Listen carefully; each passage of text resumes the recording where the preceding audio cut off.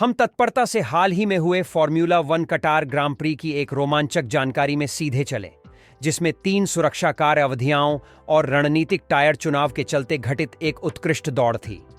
Max Verstappen ने अपना तीसरा खिताब जीता, जो एक असाधारण फिनिश तक की एक दौड़ में था, जबकि ऑस्कर पियास्ट्री स्प्रिंट रेस में सर्वश्रेष्ठ थे।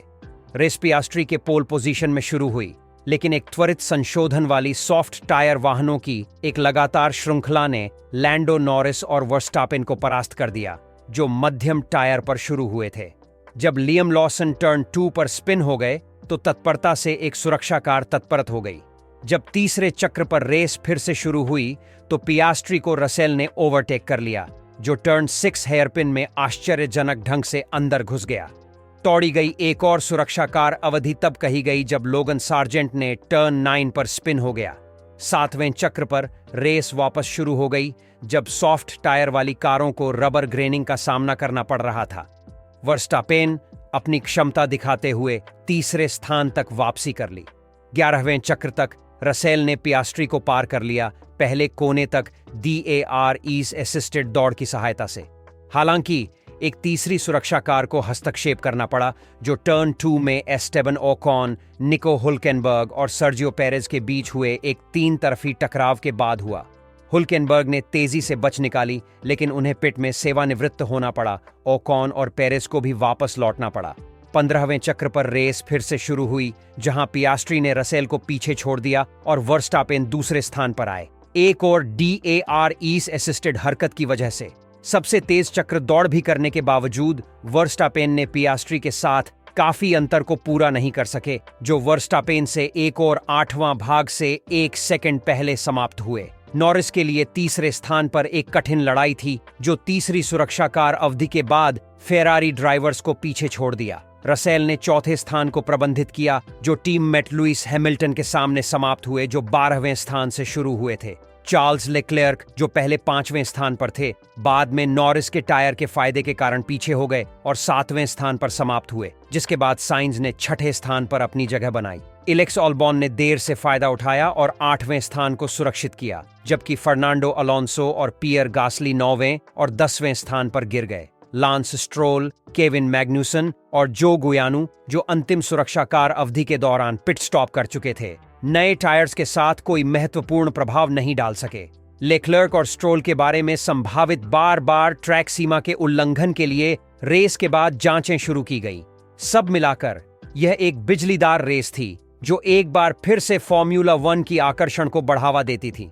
नमस्ते गियर हेड्स और पेट्रोल हेड्स, मैं आपका मेजबान एंजो हूं, जो आपको F1 के लिए जज्बा पर फॉर्मूला 1 की रोमांचक दुनिया में ले जाने के लिए गाइड करेगा। मुझे सदैव ध्यानवान और वाकपटु विलियम और हमारे उत्साही ट्रैक साइड रिपोर्टर विक्टोरिया के साथ जोड़ा गया है। हम यहाँ हर दिन F1 सर्किट से आपको नवीनतम और शानदार खबरें लाते हैं और उत्साहवर्धक रेस वीकेंड के दौरान विशेष प्रसारण भी करते हैं।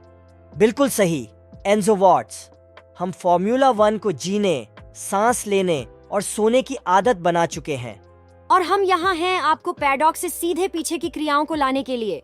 अगर आपको यह बातें पसंद हैं तो हमारे चैनल की सदस्यता लेने, नोटिफिकेशन घंटी को दबाने और हमें एक टिप्पणी छोड़ने का ध्यान दें। हमें रेसों पर आपके विचार सुनने का बहुत खुशी होगी और अपने दोस्तों और परिवार के साथ साझा करना न भूलें। आपका हर समर्थन हमें पूरी गति पर रखने में मदद करता है, जो आपको फॉर्मूला 1 की दुनिया से सबसे अच्छी कवरेज प्रदान करता है।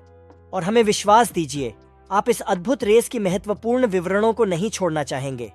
हम आपको बताने के लिए डाइव कर रहे हैं कि क्या हुआ था। तो बेल्ट बंध लो, क्योंकि हम पूरी गति से चलने जा रहे हैं। चलो इस शो को शुरू करते हैं।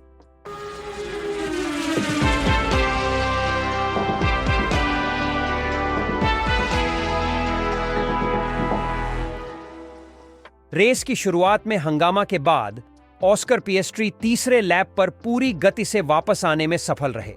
हालांकि जॉर्ज रसेल ने 6ठे टर्न के हेयरपिन पर देर से डाइव करके उसे पीछे छोड़ दिया।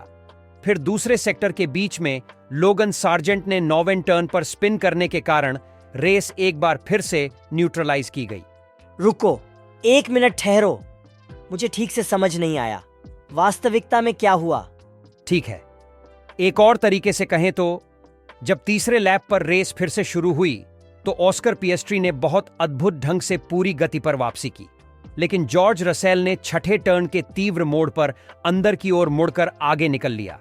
दुर्भाग्य से लोगन सार्जेंट ने 9वें टर्न पर अकेले में स्पिन किया, जिसके कारण रेस को फिर से न्यूट्रलाइज किया गया। आहा, समझ गया। उस स्पष्टीकरण के लिए धन्यवाद। अब यहां रेस में एक रोचक मोड़ आता है। ओकॉन पर दबाव था, जो मीडियम टायर के मुकाबले हुल्केनबर्ग और पेरेज की सॉफ्ट टायर पर थे। जब वह पहले टर्न में हुल्केनबर्ग को रोकने की कोशिश कर रहे थे, तब पेरेज ने उन्हें दोनों से आगे निकलने का मौका देखा, लेकिन इससे तीनों के बीच टक्कर हो गई, जिससे ओकॉन और पेरेज दोनों को रेस से बाहर कर दिया गया। हुल्केनबर्ग को बच निकलने में सफलता मिली, लेकिन उन्हें पिट में से सेवानिवृत्ति लेनी पड़ी। वाह, ये तो काफी अचानक हुआ। रेस का बाकी हिस्सा कैसे खुला? रेस 15वें दौर के बाद फिर से शुरू हुई। वहीं रसेल अपने मर्सिडीज इंजीनियर के साथ एक गर्मागर्म चर्चा कर रहा था आखिरी सेफ्टी कार के दौरान पिटिंग के बारे में। उसकी टीम ने उसकी अनुरोध को खारिज कर दिया, हालांकि रसेल को लग रहा था कि उसके टायर खत्म हो गए हैं। पिएस्ट्री ने इसका फायदा उठाया और रसेल के सामने आगे निकल गया। वर्स्टापेन ने भी इसका अनुसरण किया और रसेल को पीछे छोड़ दिया, जिससे उन्हें दूसरे स्थान पर पहुंचाया गया। 2 सबसे तेज लैप्स सेट करने के बावजूद वर्स्टापेन ने पिएस्ट्री के पास नहीं पहुंच सके और अंत में 1.8 सेकंड पीछे रह गए। तो ये वास्तव में टायर स्ट्रेटजी का एक असली खेल था। बिल्कुल। नॉरिस ने महत्वपूर्ण वापसी की, फेरारी को पीछे छोड़कर तीसरे स्थान पर समाप्त हुए। रसेल चौथे स्थान पर आए, अपने टीममेट हैमिल्टन के आगे, जिन्होंने ग्रिड के 12वें स्थान से शानदार वापसी की। वास्तव में एक रोमांचक रेस थी। मैं इंतजार नहीं कर सकता कि आगे के मौसम कैसे खुलते हैं। इस रेस के बाद कुछ अतिरिक्त बातें हैं। लेक्लर्क और स्ट्रोल दोनों को स्पष्ट रूप से ट्रैक सीमा उल्लंघन के लिए जांच के तहत रखा गया है।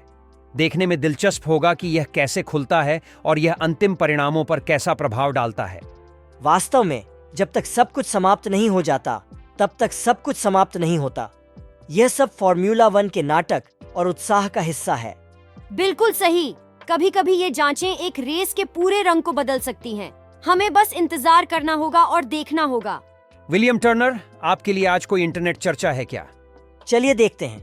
उपयोगकर्ता KB321 ने कहा, स्ट्रोल ने क्वालिफाइंग से बाहर होने के बाद स्टीयरिंग व्हील फेंक दिया।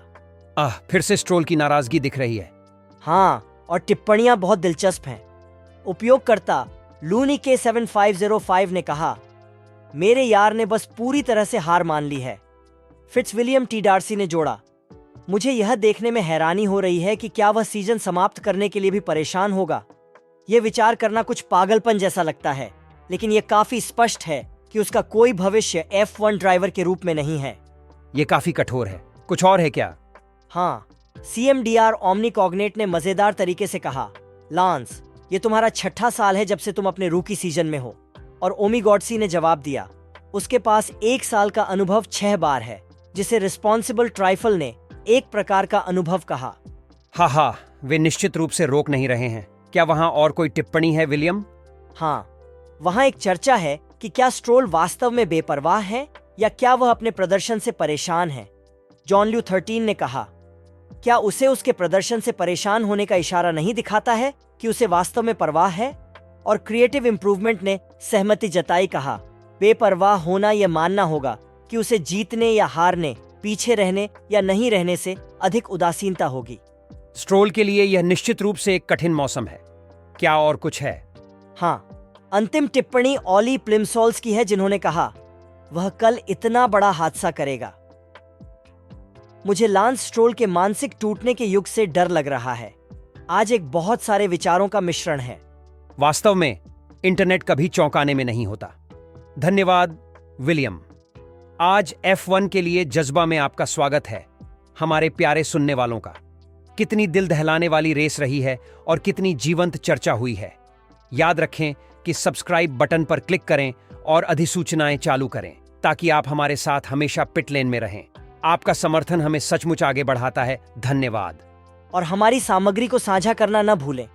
चाहे आप पब में हो या सोशल मीडिया पर दोस्तों के साथ चैट कर रहे हो, उन्हें हमारे बारे में बताएं।